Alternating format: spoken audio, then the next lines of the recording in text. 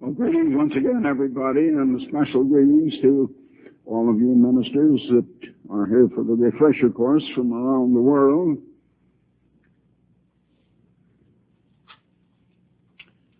"50 years ago, I was putting emphasis on certain things where I was actually at least 50 years ahead of my time. You know, actually, the first century apostles were more than 1,950 years ahead of their time. They thought the second coming of Christ was going to occur way back there in their lifetime. And of course it didn't. But 50 years ago, I could see that we were coming into the last generation of this world. So many things had been happening. I wonder if you people can understand. I don't think that very many of you can see things as I do. For example, I remember things that happened back in the 19th century. I remember very well staying up until midnight to see the old century out and the new century in. When 1899 was going out and the year 1900 was coming in. Of course, I was only 7.5 years old. I couldn't understand why my parents kept me sitting up all that time in a Methodist church.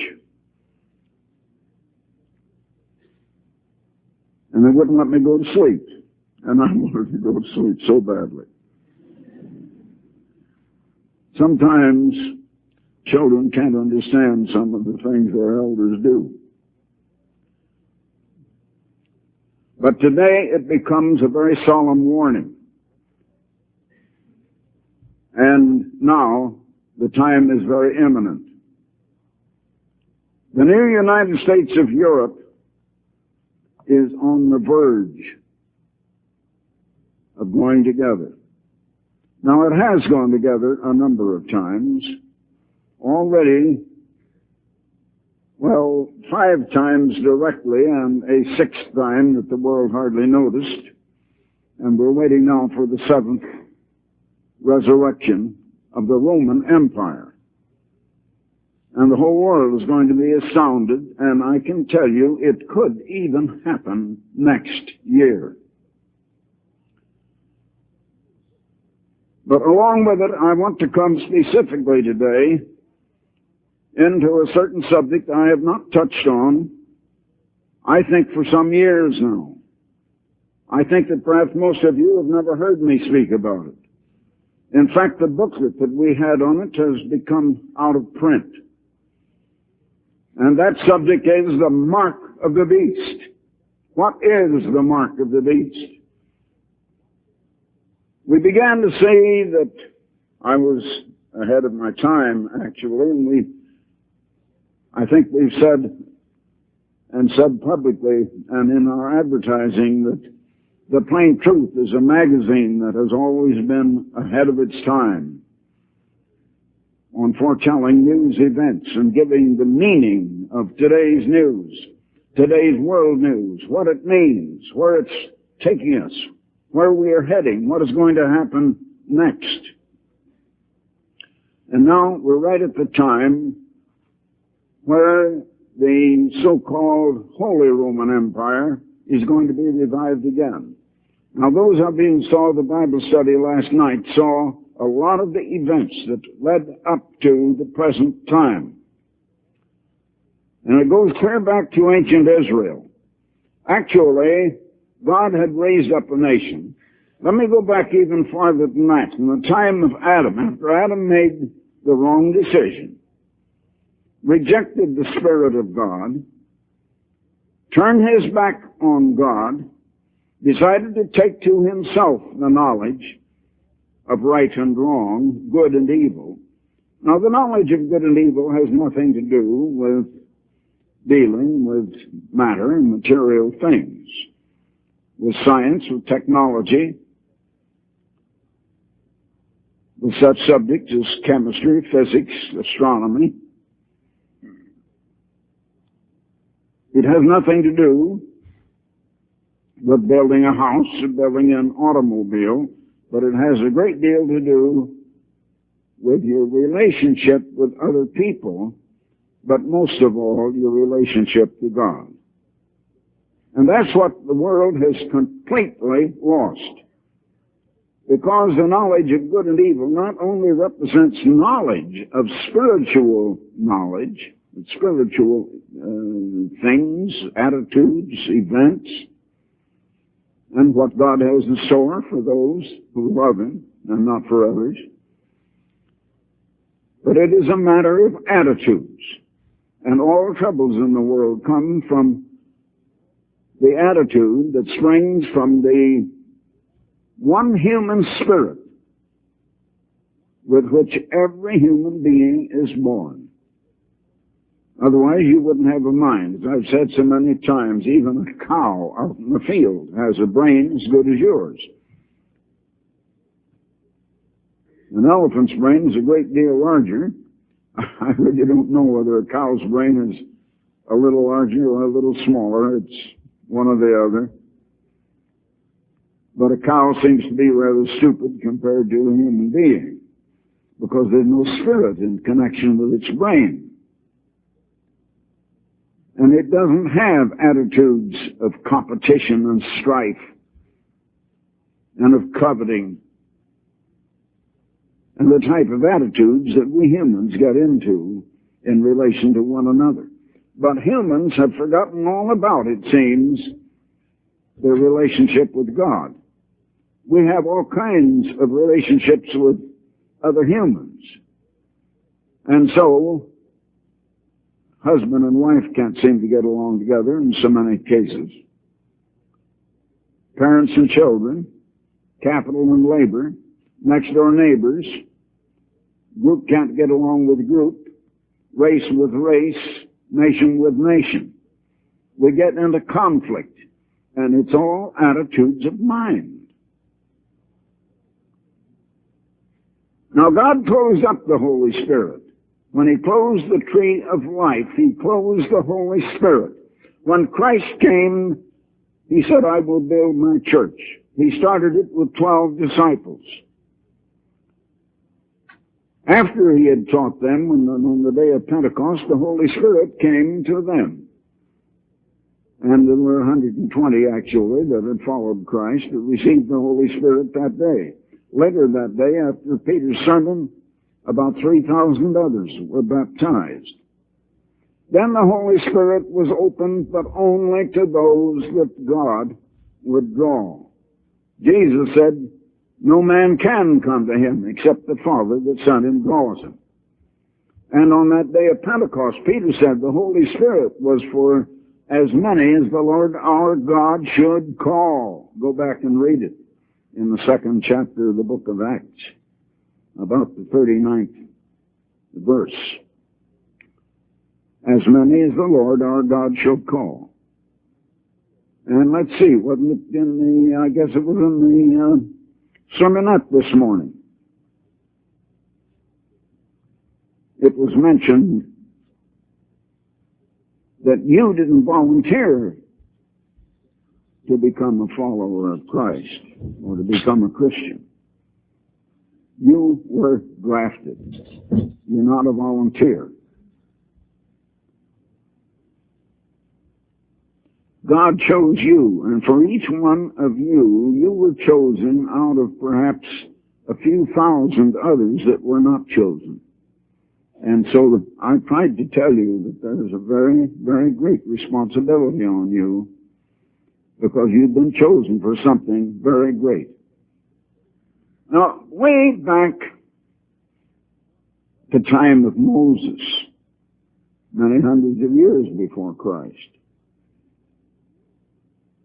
God had decided to call the descendants of Abraham, Isaac, and Jacob. And He made them into a nation. but they didn't have the Holy Spirit. It was not open to them. God gave them promises, but the promises He gave them were all materialistic, nationalistic, for material wealth and national dominance over other nations even. But there was always a condition, and they never would fulfill the condition. After a long time, they even divided among themselves into two different nations. One was still called the Kingdom of Israel, but they rejected their king. And they went in for democracy. And they chose the man who had practically been King Solomon's prime minister. Had practically run the government anyway for Solomon, Jeroboam. The tribe of Judah split off and formed its own nation called the Kingdom of Judah. And they are the Jews. And the Jews, from that time on, are not Israel. They're the nation of Judah, not the nation of Israel at all. And the world doesn't know that. So many of the people in the world don't know who they are. The people of the United States of Britain, of Western Europe, don't know who they are. The Germans don't know who they are. The Jews don't know who they are. They have lost their identity. And the things I was just remarking in the wings out here, just before the song service, that I really need 5 or 6 sermons for what I want to tell you today. It's so many different facets to it. So much that I can't get to more than just a part of it this afternoon. But God offered finally, they split up into 2 nations. Let's go back to that. And first, after 7 dynasties and 19 different kings, Israel had followed their kings, and every one of those kings had rejected God and God's way of life. And they had all gone the way of sin, contrary to the law of God, which is God's way of life. And God's way of life is the way God and the way Christ have always lived from eternity, so far as we know. At least we know, as far as we know, they've always lived that way. And it's the way of peace. It's the way of cooperation. It's the way of love. It's the way of happiness, and it's the way of real great accomplishment and achievement, and of a satisfying, fulfilling life. Humans don't know that. So God let Assyria take Israel captive. They began to move away, and by about 118 or 20 years later, 130 years later, they had lost their identity and moved westward and northwest. And I'm going to tell you a little later why Israel lost her identity. Now, Judah kept her identity, and I'm going to tell you why a little later. The Jews think they're Israel, and I'm going to tell you why. They're not Israel, they're Judah. And they don't really know who they are. So, I wish you all could have heard last night's Bible study, because it was a prelude to what I want to say today, and the Bible study of the week before.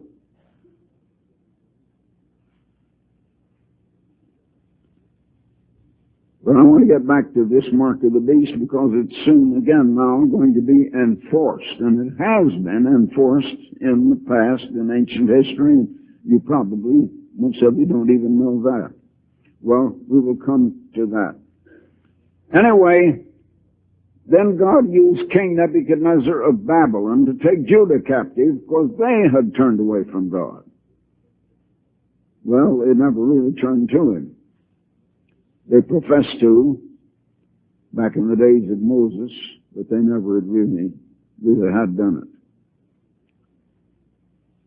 Through Daniel, God gave King Nebuchadnezzar a knowledge of the true God. and that God had given him the right to rule. Now you're going to see that later on a continuation of that was given its seat and power and authority by Satan the devil. But it was God who gave Nebuchadnezzar his seat and power and authority. And God was showing, if you will read between the lines in the book of Daniel, especially in the 2nd and the 7th chapters and others in between, God was giving King Nebuchadnezzar of Babylon the chance to become God's kingdom and replace Israel. But the Gentiles rejected it. King Nebuchadnezzar was sent out for 7 years. He finally acknowledged God, and he came back, and God gave him the kingdom back, but his son rebelled and went the other way, and then the kingdom was taken away. And so it was succeeded by the Persian Empire, and that in turn by the Greco-Macedonian Empire, or Greece, and there were 4 different divisions there, and that in turn was succeeded by the Roman Empire.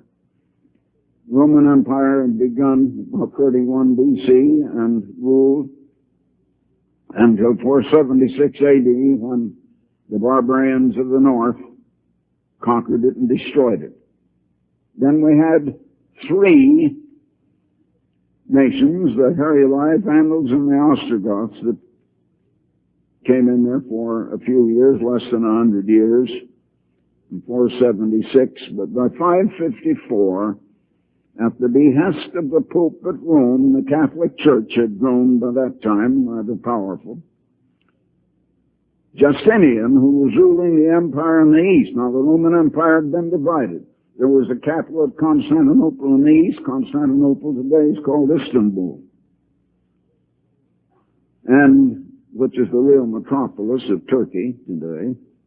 It used to be Asia Minor, and up in the land of the Galatians and some of those people in the biblical days. Anyway, he restored what they called the Roman Empire. And again, it was raised up again by Charlemagne, a French head, who came to its zenith in 800 AD. And a little later, Otto the Great of Germany. And after that, Charles the Great, I believe it was, of Habsburg, of Austria. And after that came Napoleon. And there you had 5 different resurrections of the Roman Empire. But by the time of Otto the Great of Germany, they were calling it the Holy Roman Empire. That was all explained last night. And it actually meant that they believed the kingdom of God had come.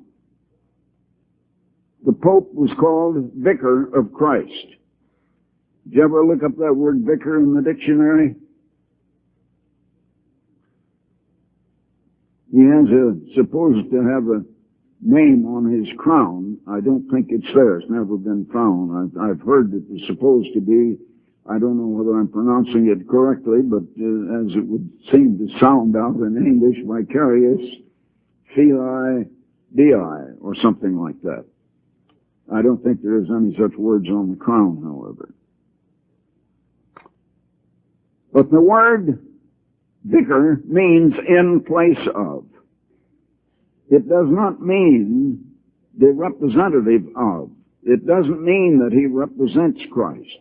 It means he's kicked Christ out and taken over. Well, that's rather brutal, and that's plain language, but I want to make it blunt enough so you understand what I'm saying, because that's what it actually means. Christ has been kicked out. There has been a revolution. There's been a military coup. The Pope has taken over. Christ is out of it. and they're supposed to rule now on not just 1,000 years, but forever. Well, you know, when Hitler came, Mussolini had made a little bit of a resurrection of the so-called Holy Roman Empire. But it didn't really rise up to anything very big until Hitler joined with him in the Axis. And Hitler's whole idea was 1,000 years of rule of the master race, the Germans. Now, the Germans are not a master race. They're a race of orderly people who are very great producers of certain mechanical things, have very great talents in certain directions. They are a people who had been down and out after World War I. Hitler came around and raised them up with the idea that they are better than any other people on earth. And he practically had them hypnotized. And I think that a great many people in Germany today realize that. And I don't think you find very much of Hitlerism in Germany today. However, it's coming in a little different way today. Now, once again, they're right on the verge of raising this thing up once again. Now, because it didn't happen in our lifetime, many people don't realize how it has happened time after time from 554 on up to 1814 when Napoleon, as we say, met his Waterloo. I go to Waterloo for lunch every once in a while. King Leopold lives right practically there in that very vicinity. And we've been very close friends now since 1948. Or I don't mean 48, I mean 1968. Anyway, this whole system of Gentile governments began with Nebuchadnezzar. And now we find the last resurrection of it is coming up. And it means something to you and me. And the mark of the beast is something that's going to be enforced, and you are going to risk your life on it in the very near future. In speaking of these very same things, Jesus said, "He that hath an ear, let him hear." And I say to you, if you have ears to hear, you better hear and you better understand. And don't take this lightly, because your life is going to be at stake. I'm going to tell you one of two things is going to have to happen to you, every one of you, and we're going to face it collectively as a church, but each is going to face it individually also. You're going to be tested. If you try to save your life, you lose it for all eternity. You may have to give your present life in order to make the kingdom of God. Are you going to try to live on and save it? Are you willing?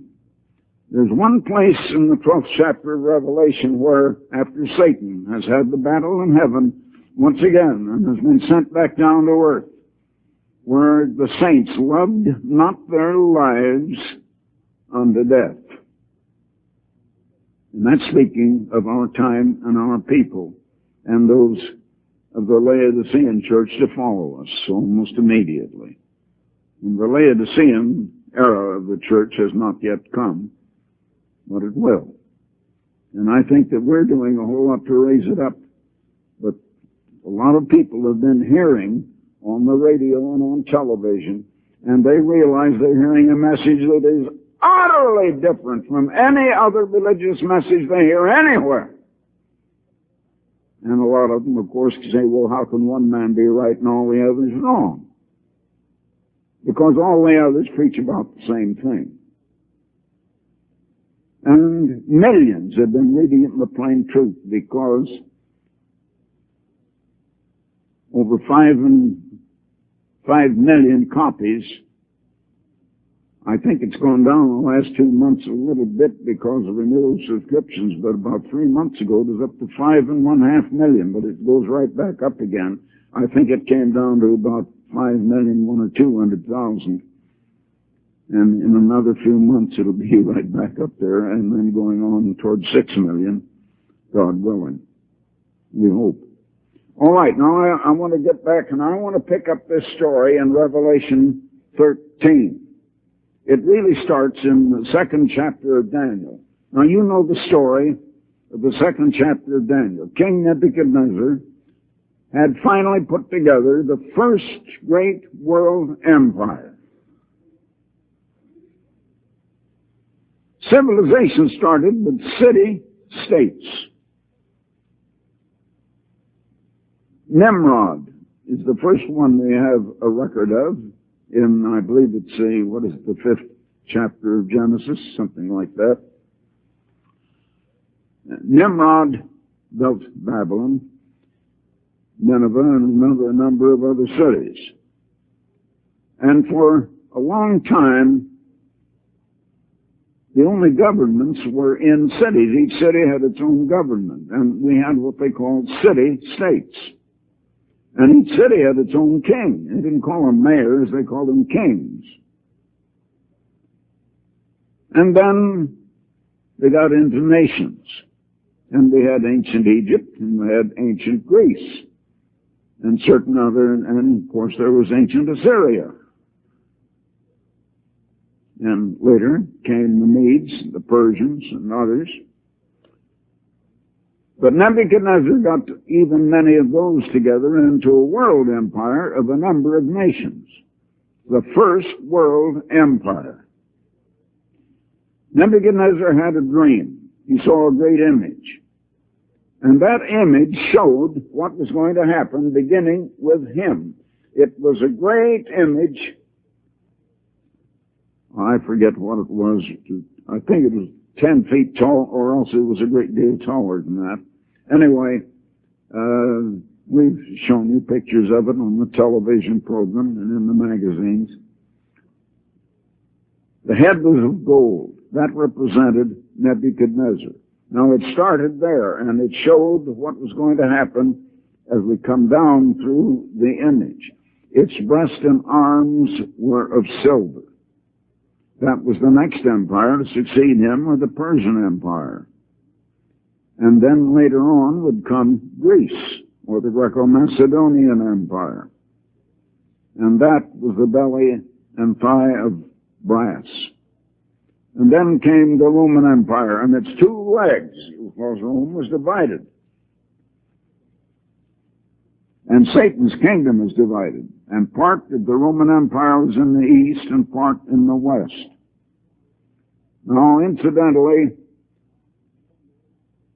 the Roman Catholic Church grew up, but it wasn't all Roman Catholic. There was the Eastern Orthodox Church as well as the Roman Catholic Church. And that has come down to today also.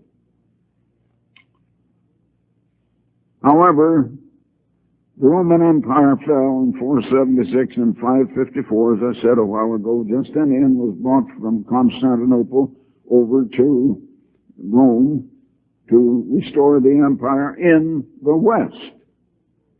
And it wasn't restored as the Roman Empire in the East at that time. But it has had a number of successions, and now it's going to be restored once again. Now, Daniel 2 shows it finally coming down to the toes of the feet. But you see, one of those feet is planted on Eastern Europe and one on Western Europe.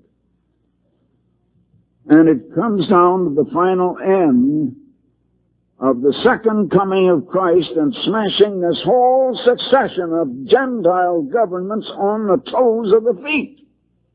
That's the 10 kingdoms that are going to go together in Europe, perhaps next year, perhaps the year after. Now, I can't set dates. And if it doesn't happen for 2 or 3 years from now, don't say, no, Mr. Armstrong said it was going to be in 1983. I didn't say that. I say it could. I didn't say it will. Now, if someone tries to say I said it, I've got all you as witnesses I didn't. Because they tried to say back in 1972 that I said things I did not say. Some people thought I said the second coming of Christ was going to occur then. No, I could see reasons why I thought this empire might go together at that time. And our work will stop very soon after this Holy Roman Empire has this next and last resurrection. And our work will stop. And then will come the Great Tribulation, and out of and during the Great Tribulation will rise up the Laodicean era of God's church. But this church, well, you're either going to risk death or you're going to take the mark of the beast, one or the other. Unless we are taken to a place of protection and safety. And there are two places in the book of Revelation that certainly indicate we shall be. But it's going to take a miracle. Now, it took a miracle from God to get the Israelites out of Egypt way back there in the days of Moses. He had to strike a rock and water came out of it, and he may have to perform just as great miracles again this time.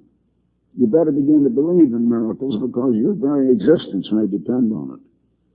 Well, anyway, you come to Daniel, the 7th chapter, and he saw the same thing, but in the form of his dream or vision he had of I don't mean 7, I mean 4 wild animals or beasts.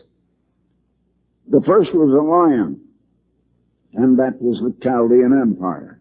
The second was a bear, and that was the Persian Empire. The third was the Greco-Macedonian Empire and had 4 heads. Well, it was divided into 4 divisions, and each one had its own head.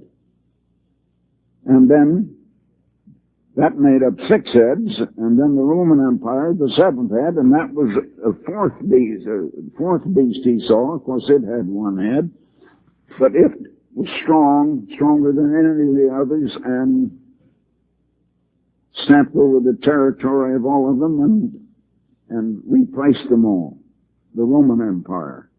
Now then, we come into the 13th chapter of Revelation, and it continues that same identical thing. And I want to begin now in the 13th chapter of Revelation. And I'm going to take a little bit of time to go through it word by word. As I say, I wish I could have many hours for this.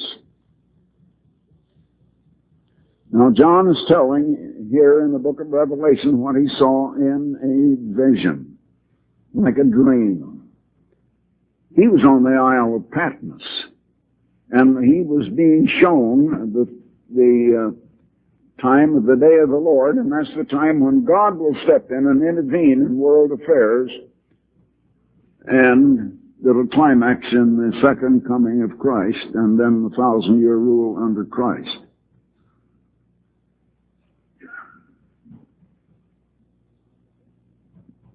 Now, the 13th chapter of Revelation, he's showing what he saw in his vision.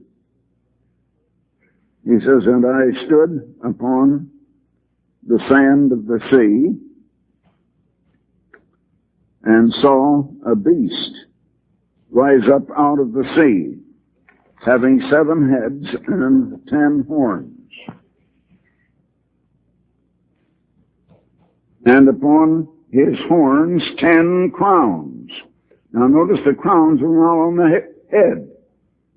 They were on the horns.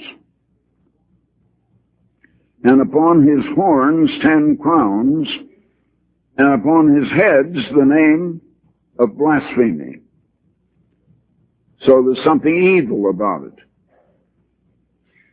"And the beast which I saw was like unto a leopard." It wasn't a leopard, but it was quick and cat-like, like the body of a leopard. It had the characteristics, the best characteristics of a leopard, and his feet were as the feet of a bear.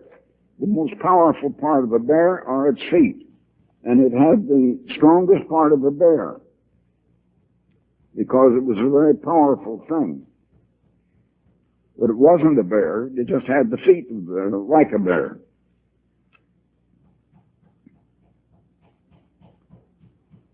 And his mouth as the mouth, it wasn't the mouth of a lion, but as the mouth of a lion. Now that is the strongest part of a lion, especially with a male lion. And I don't know whether that's stronger than a female, but it just looks bigger. And the dragon, now in Revelation 12 and Revelation 20, you see very plainly the dragon is Satan the devil. Gave him his power and his seat and great authority. Now let me give you one little key right here. Gave him. That's the male gender. Now in these prophecies, the him or the male gender represents civil, political government, political and military. The she or her or the feminine gender always denotes church. When you get to the 17th chapter, you find a woman riding the beast. But the woman is a church. The beast is a he or a him, which is a military or a civil or political government. Now this thing is of Satan the devil, who gave it its seat and power and great authority.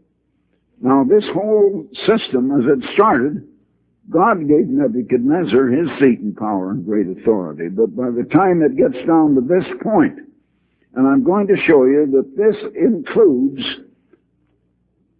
the 4 beasts of Daniel 7. And this is speaking of the Roman Empire. Now, there's a chart, and I worked out that chart, believe it or not, some 55 or 56 years ago, while I was being converted.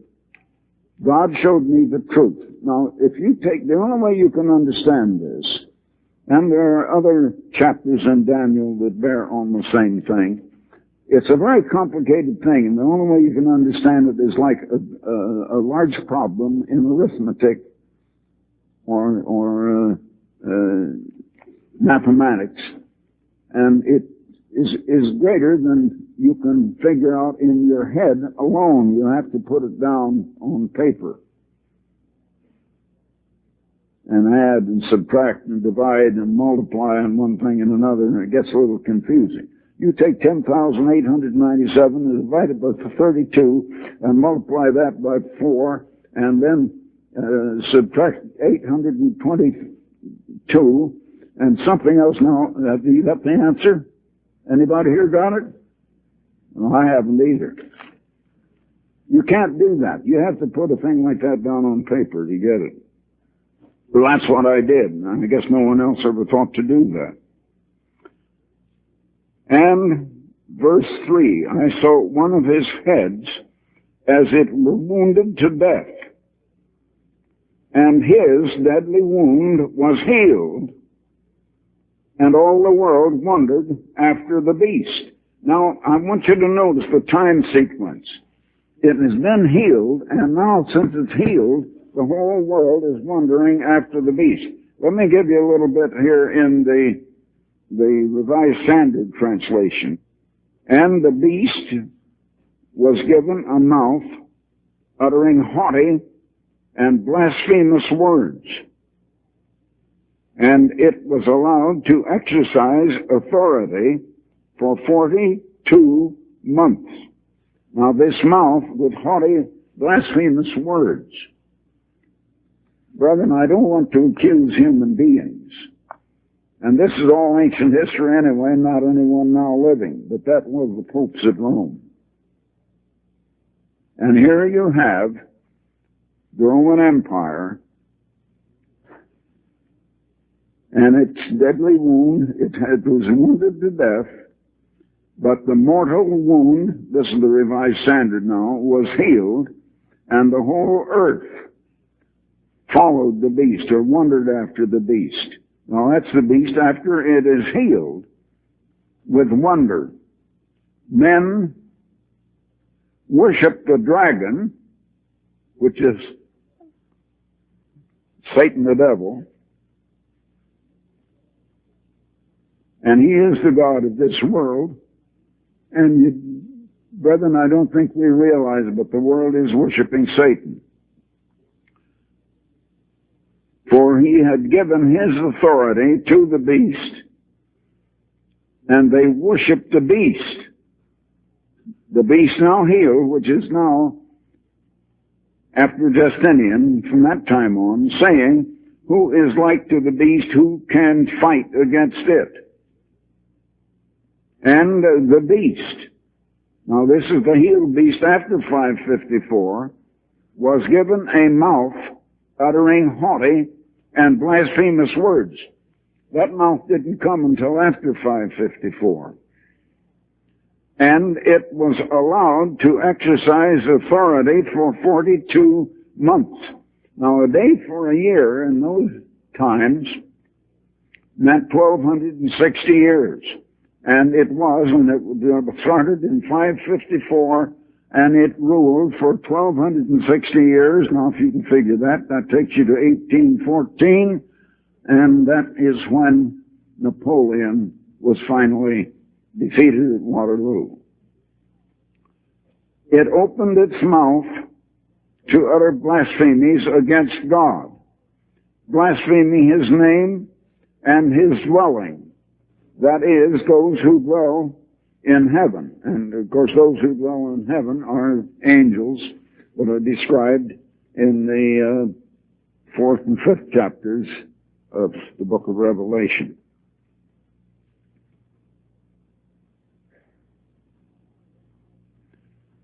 Now, a lot of that blasphemy.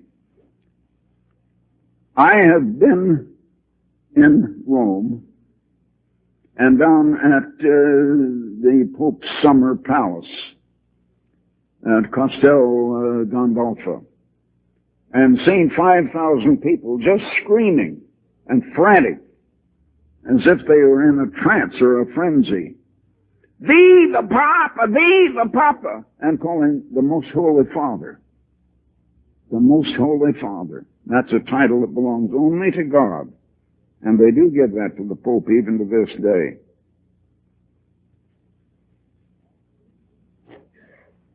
Also, it was allowed to make war on the saints and to conquer them.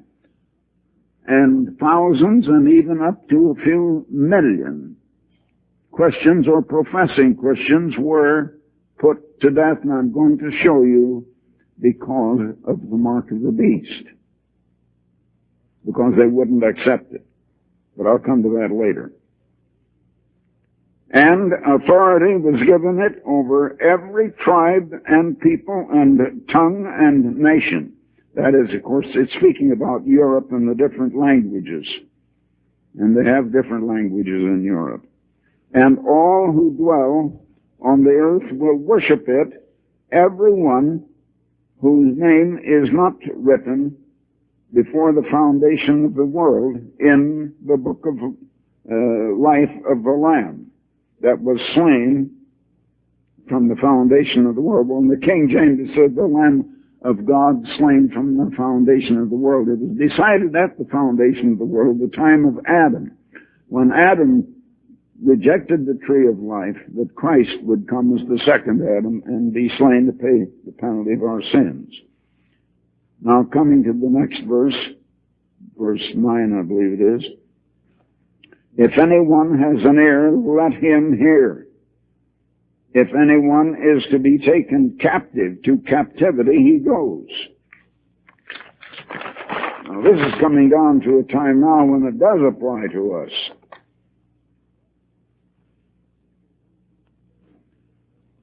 If anyone slays with the sword must he be slain.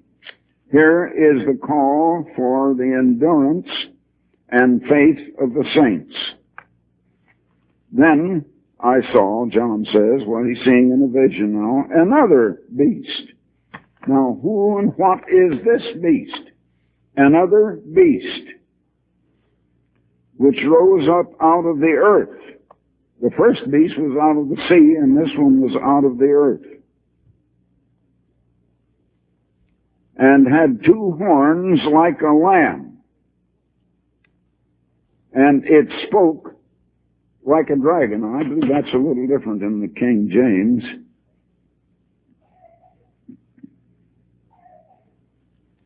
You can find that in the King James. Another beast coming up out of the earth, and it's a he now, it's not a she. So this cannot be just the church as such. Had two horns like a lamb, and he spake as a dragon. Well, a lamb pictures Christ. So he appeared like Christ, but he spoke like Satan. The dragon is Satan. Out of the abundance of the heart, the mouth speaketh, says God. So says your Bible. So actually, while he was pretending to be Christ on earth, ruling, the kingdom of God was here, he was actually speaking like a devil. Now, the Bible says some very horrible things about the Roman Catholic Church. That's why the Catholic Church has never encouraged people to read the Bible. And for a long time in Spain, before the present government, anyone sending a Bible, even as a gift to a friend, if someone was trying to have someone sending the Bible into Spain, it would be confiscated on the way in. Bibles were not allowed to be bought. And Spain is more Catholic than Italy. I beheld another beast coming up out of the earth, two horns like a lamb, but spoke as a dragon. So actually, it was masquerading as Christ, but out of its heart, it was speaking what was in its heart, and it was Satan the devil, or the tool of Satan. And he, notice it's he again, exercises all the power of the first beast before him, and causeth the earth and them which dwell therein to worship the first beast, whose deadly wound was healed. Now, it's not the first beast before its deadly wound was healed, but the first beast whose deadly wound had now been healed. So it is the one that became the Holy Roman Empire. Now, the Holy Roman Empire was political. What is this other beast? The only thing that it can possibly be is that the Roman Catholic Church is both church and state. I wonder if you realize that Vatican City is a separate nation. The Vatican is the state part of the church. That is the he part. The church is the she part. But there is a marriage. And, well, I don't think there's married either. It's fornication, not marriage. Anyhow, many nations send ambassadors to the Vatican. It is a separate state within the nation of Italy. Now, I've been there. I have been inside of the Vatican Library, and I have examined pages of one of the three oldest copies of the Bible in existence, the Codex Vaticanus, and I had to have a letter from, it was Mrs. what's her name, Claire Luce, who was the American ambassador in Rome at the time, to sponsor me and guarantee that I wouldn't destroy it or steal it or take it out or anything of the kind. And so they were very polite, and they let me have it and hold my hands and read it. I could have spent 2 or 3 hours there reading it if I'd have wanted to. But I just wanted to see it for the novelty of it, and because it's one of the oldest copies, and it may be the oldest on the face of the earth of the Bible.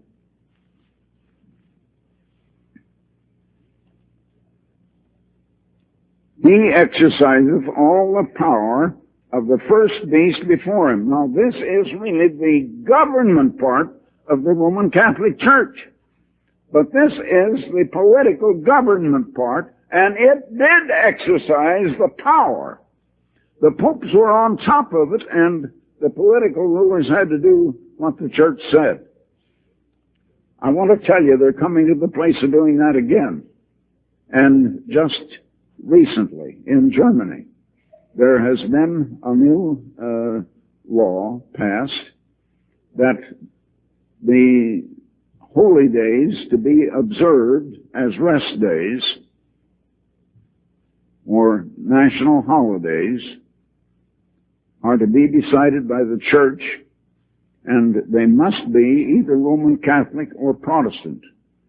And each state, like Bavaria or other states within Germany, can decide what they want, and whatever they decide, the people have to follow. Now just bear that in mind, because we're coming to something. He, that is the government part of the Roman Catholic Church, exerciseth all the power of the first beast before him, and that is the Roman Empire after it was healed, or the Holy Roman Empire. And why it was called holy is that the Pope is supposed to be ruling it. And causeth the earth and them which dwell therein to worship the first beast, which is the Holy Roman Empire, whose deadly wound was healed. See, not the first beast before his deadly wound was healed, or whose deadly wound was yet to be healed, but to worship the beast whose deadly wound had been healed. And he, now it's the Roman government, the church government, doeth great wonders, so that he maketh fire come down from heaven on the earth in the sight of men. Now, if that has ever happened, I don't know. But a lot of this is yet to come to pass, and it may be that that has some significance. Now, the book of Revelation speaks in symbol a great deal. I don't know. I haven't done any research on that particular little detail right there to find what that fire could, if it symbolizes something beside literal fire. I'll have to check that later. Let's just pass right on over that. And deceiveth them that dwell on the earth by means of those miracles which he had the power to do in the sight of the beast. Now wait, let me read that. We're getting down to verse 14. Let me read that. I think there's another word I want you to get in the Revised Standard Translation.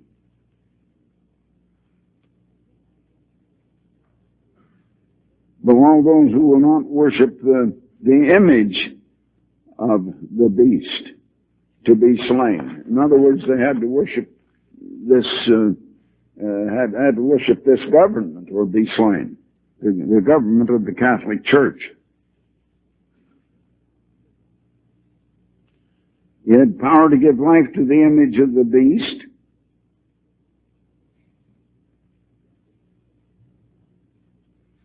That the image of the beast should go, and remember, the image of the beast is the Vatican, or the civil government of the church,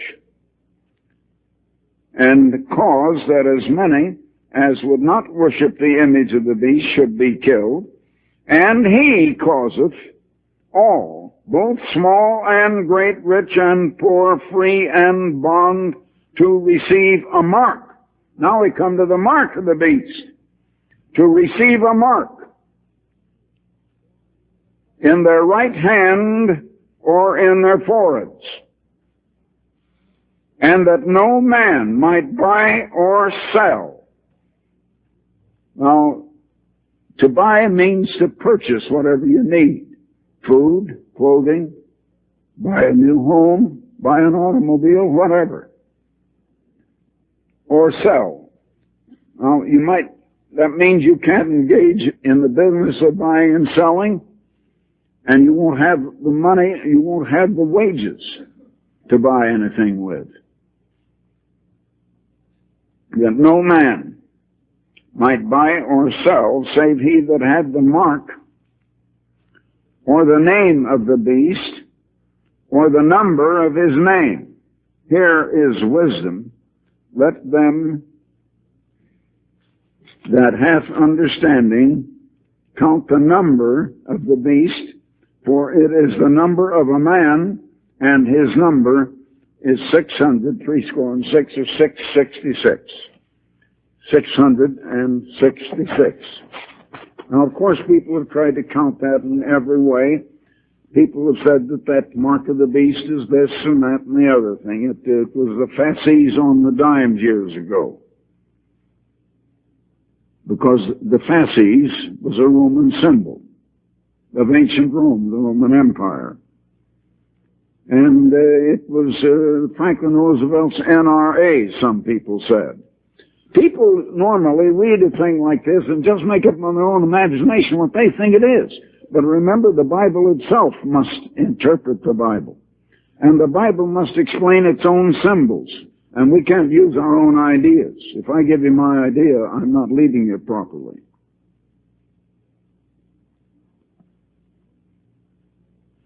Now, I want to show you something in the chain of events in the book of Revelation. We go back to the 6th chapter of the book of Revelation.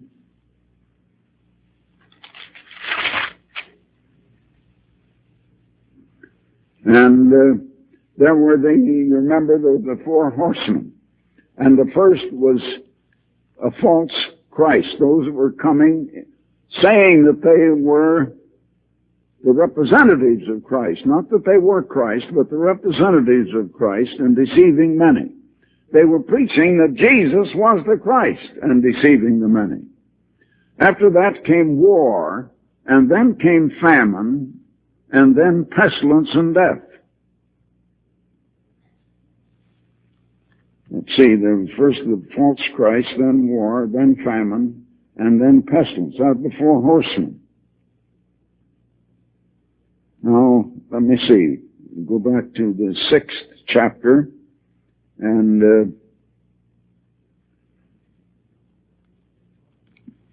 I want to begin now with verse 9. And when he had opened the 5th seal, I saw under the altar the souls of them that were slain for the word of God and for the testimony which they held. Now,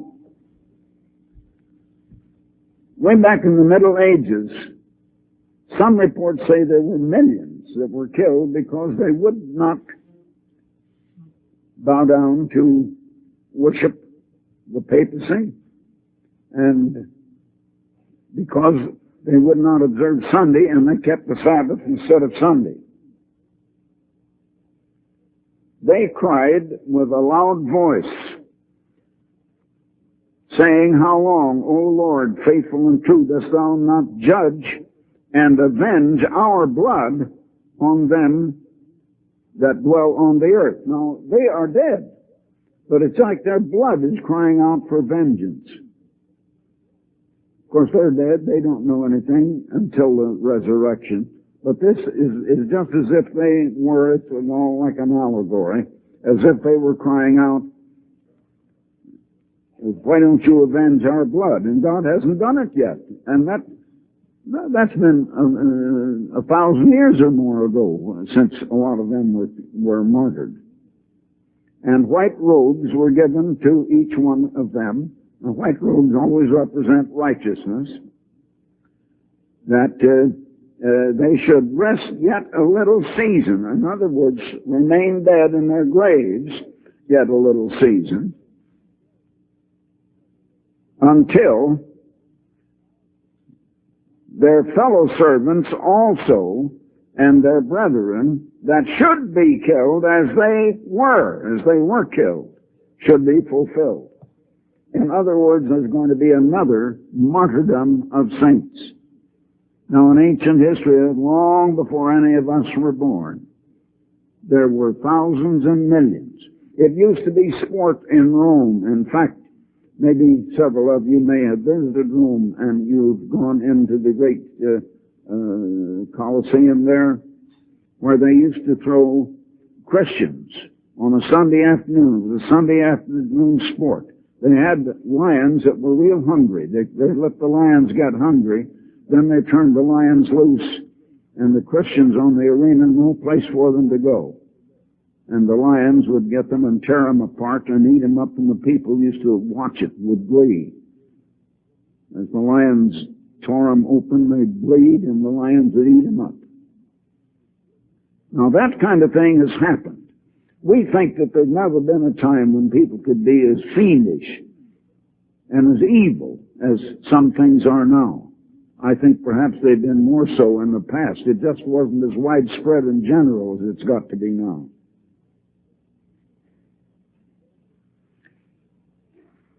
And so that is the Great Tribulation. And others are to be killed in the Great Tribulation. And that is representing the time sequence of the Great Tribulation in the 6th chapter of Revelation. And I beheld when he had opened the 6th seal. Now what happens right after the tribulation? And lo, there was a great earthquake, and the sun became as black as sackcloth, and sackcloth of hair, and the moon became as blood. And the stars of heaven fell unto the earth, even as a fig tree gathereth her untimely figs. And then, and the kings of the earth, and the great men, and the rich, now this is the day of the Lord, now I want you to notice, rich men, and the great captains, and the mighty men, and every bondman and every free man, hid themselves in the dens and in the rocks of the mountains, and said to the mountains and to the rocks, fall on us and hide us from the face of him that sitteth on the throne, and from the wrath of the Lamb, for the great day of his wrath is come. That is the day of the Lord. Now then, let me read you that same thing back here in Matthew 24. In Matthew 24.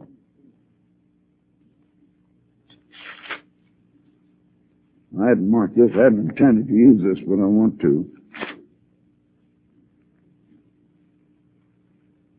Let me show you a time sequence. They were going to come, and there would be people representing Christ in verses 4 and 5. Many will come in Christ's name, saying that Jesus is the Christ, and deceiving the many, and all of these other things would be happening. Then in verse 14, and this gospel, finally, this gospel of the kingdom will be preached in all the world for a witness to all nations, and then will come the end of this world. Brethren, this is the church that's doing that, and I've been doing it. You've been backing me in doing it. Now, what is next? Verse 21, for then, right after that, shall be great tribulation, such as was not from the beginning of the world to this same time, nor ever shall be, and except those days should be shortened, there should no flesh be saved alive. But for the elect's sake, those days will be shortened. In other words, it's going to be the great tribulation. Now, we are proclaiming that warning. While we've been proclaiming that warning, 30 years ago, the hydrogen bomb was first produced. The first time that weapon of mass destruction could wipe out all humanity on the face of the earth. And this says that then, right after that, immediately after that, will come the Great Tribulation. That's going to come as a result of the reformation of this empire over in Europe. And it'll be so bad, it'll be nuclear World War III, that if God did not intervene, no one would be saved alive. Now, what's going to happen right after the tribulation? How is he going to end that tribulation? For the elect's sake those days shall be shortened, and we, brethren, are the elect. Notice, immediately after the tribulation of those days, verse 29. Shall the sun be darkened? Is the same thing I read in Revelation 6. The sun be darkened, the moon shall not give her light, the stars of heaven shall fall, the powers of the heavens shall be shaken. Those powers are spiritual powers of Satan and his demons. And then shall appear the sign of the Son of Man in heaven. They will see God sitting on his throne in heaven. And all the tribes or nations of the earth shall mourn, and they shall see the Son of Man coming in the clouds of heaven with power and great glory. The second coming of Christ. Brethren, we are the last thing triggering just before the Great Tribulation. The Great Tribulation is going to be brought on by this United States of Europe. It's not going to come by Russia, but by them. They will be a greater power than Russia or the United States. Now then, let's get back to some other things. I was reading out of the 6th chapter of Revelation just a moment ago. Now, let's get back to the beginning of the 7th chapter. I want you to notice a few things. And after these things, I saw 4 angels standing on the 4 corners of the earth, holding up the 4 winds of the earth, that the winds should not blow on the earth. Now, they're the winds that blow on the trumpets, the trumpet plagues that come just before. As a matter of fact, the trumpet plagues are the 7th seal. And the 7th trumpet is the 7 last plagues. And Christ comes at the time of the 7 last plagues. Now comes the sealing of the 144,000. And then, separate from that, and a little later, is this. Beginning of verse 9. After this I beheld, and lo, a great multitude, which no man could number. This, the 144,000 appear to be this church, brethren. And we're not that big yet, but we're getting that big fast. I beheld, and a great number that no man could number, of all nations and kindreds and people and different languages, stood before the throne and before the Lamb, clothed with white robes. He sees a vision that represents things on earth, and palms in their hands, and they cried with a loud voice, saying, Salvation to our God, which sitteth upon the throne and under the Lamb. Now, one of the elders, in verse 13, answered, saying unto me, What are these that are arrayed in the white robes? And he said, Sir, thou knowest. And he said unto me, These are they which came out of the great tribulation. Now, modern translations say the great tribulation. And have washed their robes and made them white in the blood of the Lamb. That will be the church. There will have to be the Laodicean church that will follow this church and come out of the great tribulation. Now, I want you to notice something in Revelation 20 and verse 4. Revelation 20 starts out with the angel taking Satan the devil and binding him 1,000 years. But in verse 4, and I saw thrones, and they sat upon them, and judgment was given unto them. And I saw the souls of them that were beheaded for the witness of Jesus, martyrs, both way back there several hundred years or over 1,000 years ago, and those yet to be martyred during the coming great tribulation.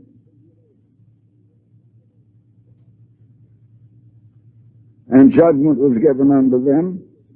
I saw the souls of them that were beheaded for the witness of Jesus and for the word of God, and which had not worshipped the beast, neither his name, neither had received his mark. Now there's the mark of the beast again, upon their foreheads or in their hands, and they lived and reigned with Christ 1,000 years. Those who refuse to have the mark of the beast will reign with Christ 1,000 years. Now plainly, the martyrs over 1,000 years ago refused that mark. And there are others that are to be martyred in the future, in the next few years, maybe within a year and a half or 2 years from now. It could be that soon. So now let's go back to Revelation 14. The martyrs over 1,000 years received the mark. Now let's see, Revelation 14. In verse 1.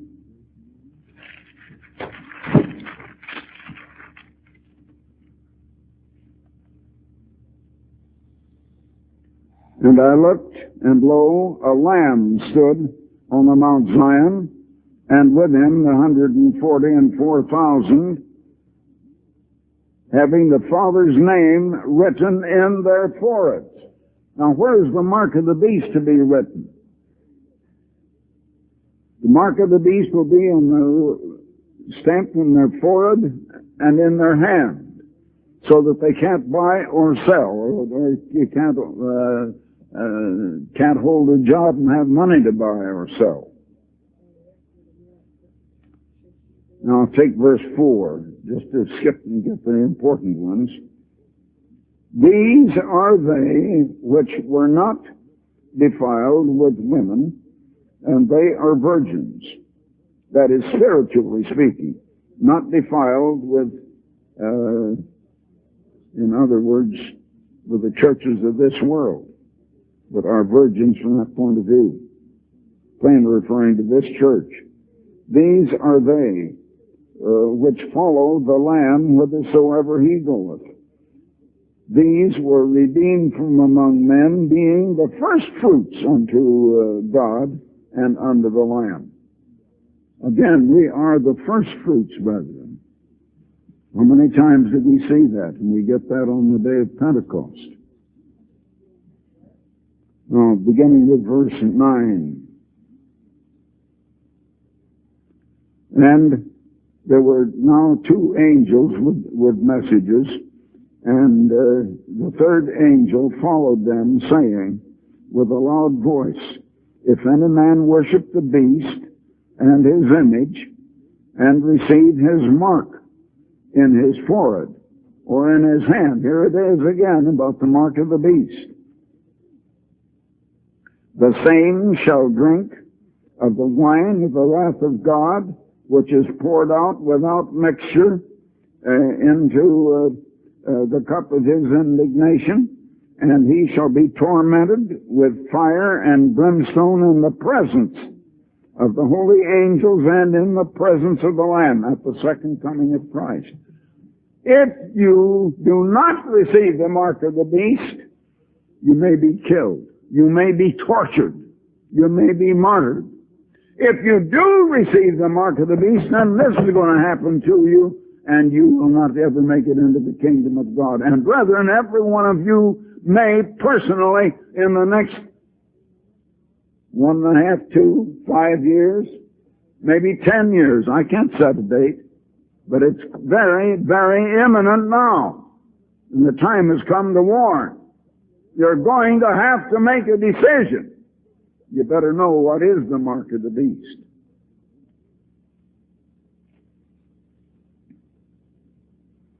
And the smoke of their torment ascendeth up even forever and ever, and they have no rest, day or night, who worship the beast and his image, and whosoever receiveth the mark of his the mark of his name, the mark of the beast.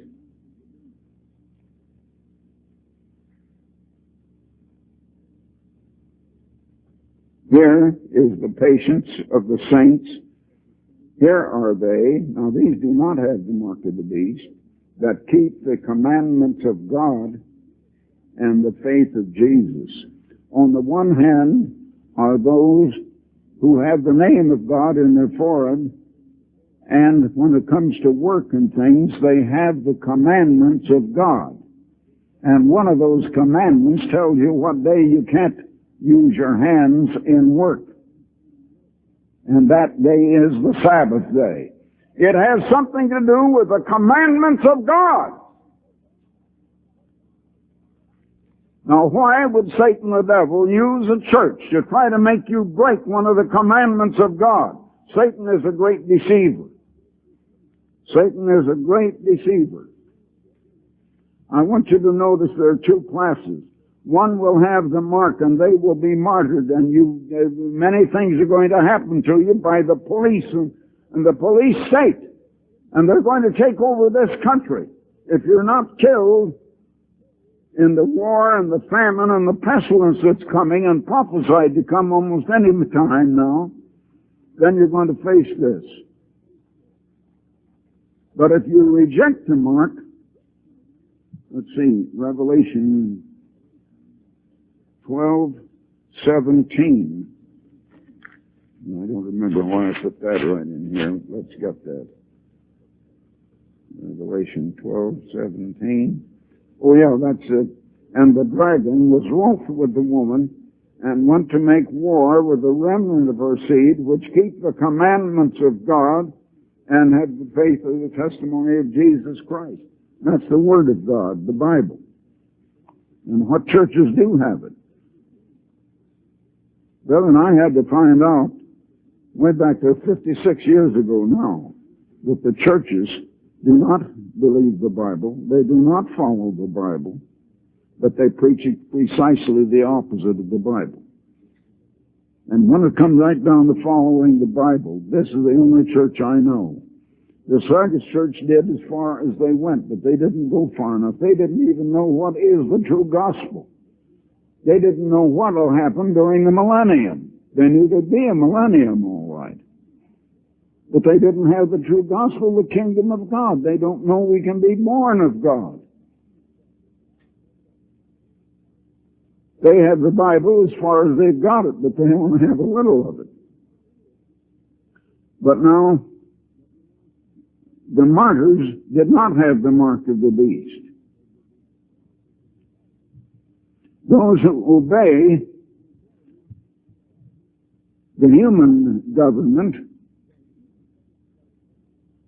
may save their human life, but they're going to suffer all these plagues that I read to you here from God, and will not make it into the kingdom of God.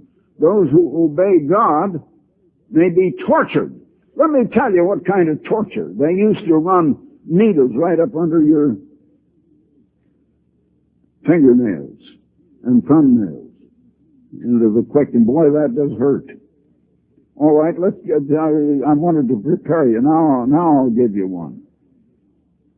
They would tie a rope around your wrists together.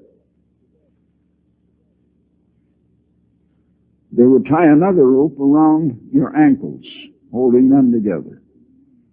The one rope would be hitched up to one horse. The other rope from your feet would be hitched to another horse, and they start the horses in opposite directions, and they pull you till they pull you apart. Actually pull your legs or your arms right out of their sockets until you're pulled apart. That's the way they tortured people until they died. It's so fiendish that I hate to tell you some of the things that have happened. And those things have happened.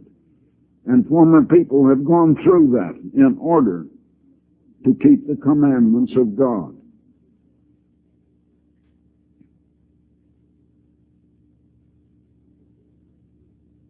Now, the two-horned beast is merely a sort of enforcer. They enforce the mark. They compel obedience. And they don't kill anyone. You'll notice that they are drunk with the blood of the saints, but they didn't kill them. They caused them to be killed. They just pronounced them anathema from Christ and the government killed them. But they ruled the government. Now, they are going to compel disobedience to God.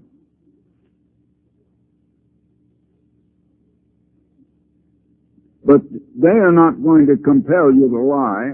They're not going to compel you to commit adultery. They're not going to compel stealing. They're not going to compel you to covet your neighbor's goods or your neighbor's wife. They will not compel you to dishonor your father and mother. They will not compel you to have other gods. They might to worship idols, and they might not. They won't compel you to use profanity. But I tell you what they will compel you to do, to observe Sunday instead of the Sabbath.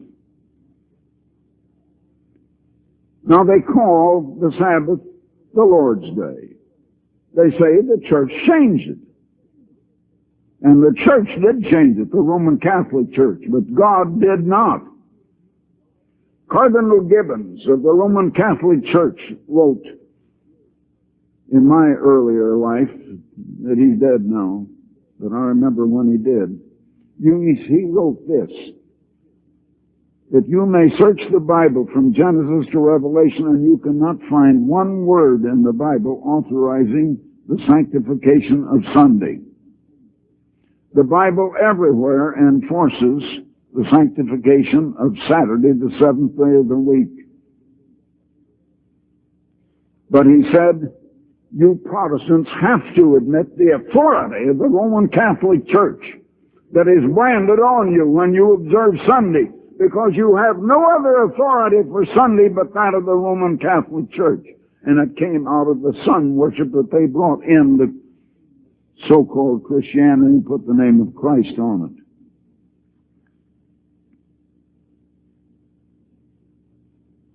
it. It has to affect one of the commandments of God. Now, what commandment affects your business? How many of our people have had to change their jobs that has affected their job and their earning of a living and the buying or selling because of the Sabbath? Now, the Roman Catholic Council of Laodicea, it was 363 A.D., they passed this, quote, Christians must not Judaize by resting on the Sabbath. They called it the Sabbath. They didn't try to say it. It's the Protestants that have begun to call Sunday the Sabbath. The Roman Catholic Church never did. Rather, they said at this Council of Laodicea, Christians must not Judaize by resting on the Sabbath. That, they said, is Jewish. But must work on that day, resting rather on Sunday. But if any be found to be Judaizing, let them be declared anathema from Christ. And when the church called them anathema from Christ, the government of the Holy Roman Empire tortured them or put them to death if they didn't obey and start to worship on Sunday. There's no question about it, brethren. And that has happened. It is the only commandment that they have altered. They haven't altered the others, but they did try to alter this one. Now, I'd like to have you notice back in Daniel, 7th chapter, and verse 25. And this is speaking of the Roman Catholic Church, and Daniel's among Daniel's four beasts here. And see, to be a small horn that was to come among them, which was the papacy. And he shall speak great words against the Most High, just like I read in Revelation, and shall wear out the saints of the Most High, and think to change times and laws. They change the law in respect of time, as they changed Sunday, or the Sabbath, into Sunday.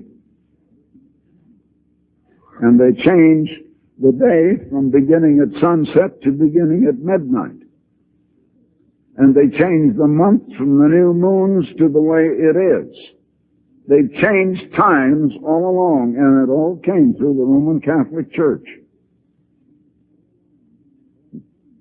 I think to change times and laws, and they shall be given into his hand until time and times and the dividing times. In other words, 1,260 years. And they did carry it on for 1,260 years.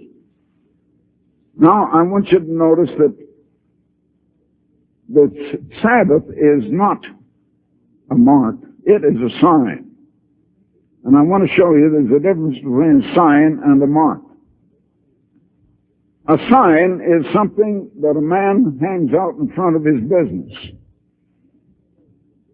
Jones and Company Furniture.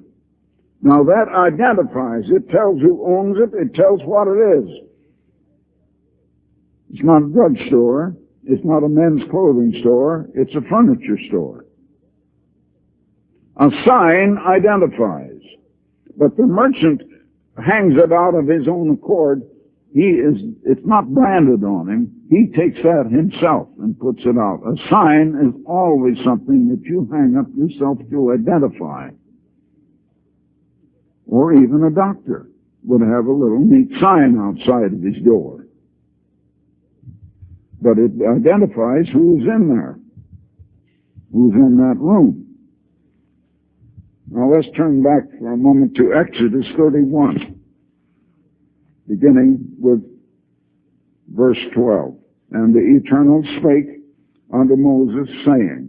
Now I want you to notice that this is something, it's a covenant, and it's eternal, and it has nothing to do with the Old Covenant. This is made after the Old Covenant was made. The Old Covenant was made and ratified back in the 24th and 25th chapters of Exodus. And this is the 31st chapter. This is long after that. Now, you know, and any lawyer will tell you that any covenant or contract, a covenant is a contract, an agreement. And anything that appears after it's signed and after the signature is no part of it at all. This is not part of the Old Covenant, but this is eternal. Now, I want you to notice, beginning with verse 12. And the Eternal spake unto Moses, saying, Speak thou unto the children of Israel, saying, Verily my Sabbaths you shall keep, for it is a sign between me and you. How long? Just a little while? Throughout your generations, that you may know that I am the Lord that doth sanctify or set you apart. That does sanctify you. That means set apart for holy use and purpose. It identifies who are God's people. It identifies God. Now let's read on. I'll show you how.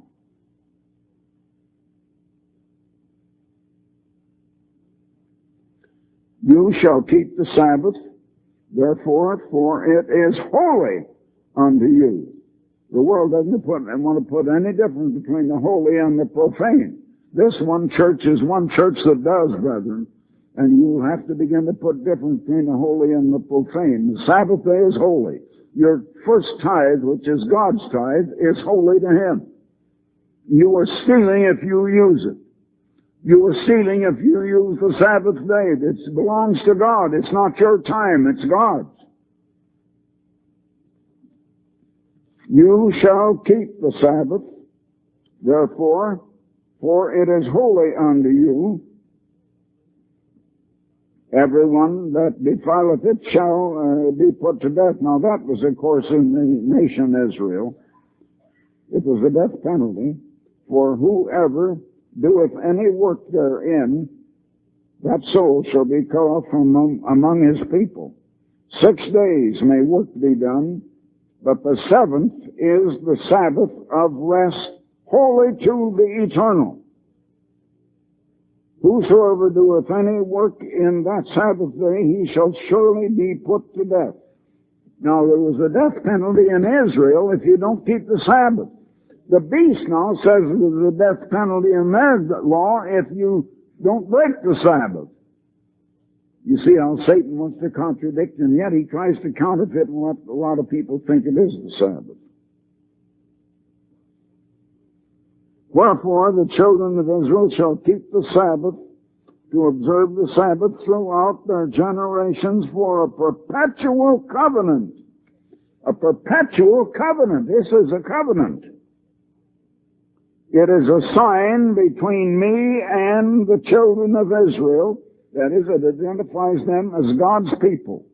It identifies God. Why? Forever. For in 6 days the Lord made heaven and earth, and on the seventh day he rested and was refreshed. It doesn't say he created, he made.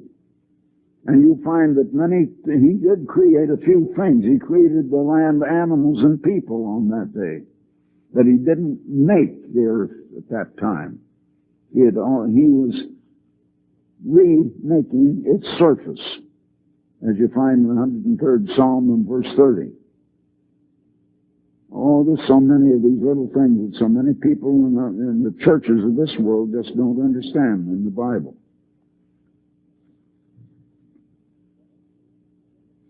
But a sign identifies. Now, let me tell you a few things. Why did the Jews think they are Israel? Why is it that our people are Israel but don't know who we are? Because the first thing that Jeroboam did when Israel rejected King Rehoboam was to not only get rid of the priesthood, and the Levites went back and joined in with Judah, but he also changed the day of worship from Saturday to Sunday. And he went right along with the pagans over in Assyria that were observing the Chaldean mystery religion. And because they lost a sign that identified them, no one knew who they were, and they lost their own language and they lost their identity. Why did people think the Jews are Israel? Because they have kept the Sabbath through these centuries and years. And the Sabbath has branded them as Israel. But it's a sign they have voluntarily kept. No one forced them to do it. But the mark of the beast, a mark is a brand. It's branded on you like you brand cattle. The cow doesn't ask you to do it. The cow doesn't do it voluntarily. You do it to him. And the mark is one that's marked on you. And mark also identifies, doesn't it? The sign identifies. Both a mark and a sign identify. One is the sign of God. The other is the mark of the beast. They both have something to do with the right hand and the forehead, with work. The Christians who have the sign of God have the name of God, the church of God, name written in our foreheads. We have it in our hand, and you'll find that the commandments will be bound in their hand and in their forehead in other places in the law of Moses, when speaking of the commandments of God. There is only one commandment that the world absolutely will not obey, and that is the Sabbath. The Sabbath is God's test commandment. That is the one that is the test above all. Now, God's law is love to God and love to neighbor. You know, the carnal mind will often have a certain amount of love to other people. For example, a lot of husbands and wives who are entirely carnal get along because each is getting what he or she wants from the other. They can get along. Of course, too often they don't get along. It all depends on what they get, not what they give. But they don't seem to want anything to do with God. You can't come to love God unless you love less your own children, your father and mother, or those closest to you. Not that you have to hate them as it is in the King James translation of the Bible. But the world doesn't realize it makes any difference whether we love God or not. God's law is love. It's love divided into two divisions. The two great commandments, love toward God, that's the first four of the 10 commandments. Love toward neighbor, that's the last 6. The Sabbath is the one that shows love to God, and there is no reason in the world to keep the Sabbath except that it's holy to God, and you are obeying God and keeping your foot off of the Sabbath, as he says, I believe you see that the 56th chapter of Isaiah, or it's one of the chapters of Isaiah. Keep your foot off of it from polluting it, muddying it all up. Oh, I could preach you sermon after sermon after sermon about the Sabbath, and we've been taking it for granted because we could keep it, and we just take it for granted. And I haven't been preaching much about the Sabbath in a good many years now, and I used to have to preach on that subject more than anything back 50 years ago. But now we're coming to the place you're going to see how important it is. There is no question whatsoever. I tell you, brethren, it just seemed that we didn't need to talk about this subject very much in our own church because we understood it. Another thing, the Sabbath question was a great question before the public 55 years ago. But today it hasn't been so important. It's going to get important once again. So we haven't been talking much about it in this church. We take it for granted. Well, don't take it for granted. It is very important, and I think we need a few more sermons about the Sabbath, and I think that I'm going to preach a little more about it, and also about the very imminency of these things. We're in the time now of our final exams. In fact, we have been for the last 2, 3, 4, 5 years. I've been telling you that. But we are in that time. There isn't much more time to go. I had some other things that I thought I would read to you about the coming of this empire in Europe, but I just haven't had time, so I'm not going to take time because time is up now. But I want you to realize the seriousness of this and the imminency of it. And the time of trial and testing is coming. And the time when we're going to have to be concerned about if we're going to have to get out of here and leave here. Leave this auditorium. I don't know what will happen to it. God will take after that. It's dedicated to Him. I think He'll take care of it, whatever way He wants it done. We may have to all go someplace. I don't know how we're going to go. God is going to have to show us a lot of things He hasn't revealed yet. We're coming to the time, and we're going to come very shortly now to the time when I tell you the ministers of this church are going to have to tell all you people in the congregation, it's better not to have more children from now on, because there's a curse pronounced on those that have either nursing babies or new babies that are that young at the time of this great tribulation, and it's going to come very soon now. I think it's bound to be 1 or 2 years or 3 at least, and I think it's going to be here tomorrow and next week.